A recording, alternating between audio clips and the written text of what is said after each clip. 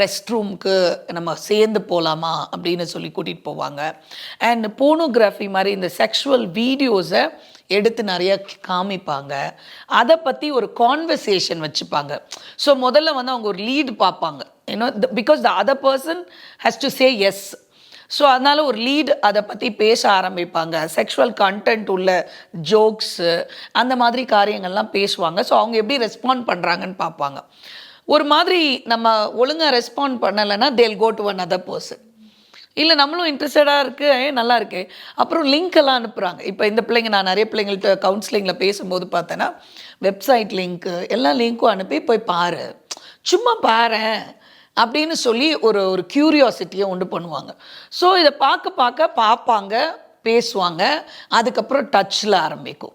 So க்ளோஸ்னஸ்ஸு, கை வைக்கிறது, இது பண்ணுறது, இதில் என்ன இருக்குது அப்படின்னு சொல்லி கிஸ்ஸிங், இந்த மாதிரி ஸ்டெப் பை ஸ்டெப்பாக they will go and one day they will fall into it. சரியா? ஸோ த அதர் பர்சனை ரெடி பண்ணுவாங்க அவங்க.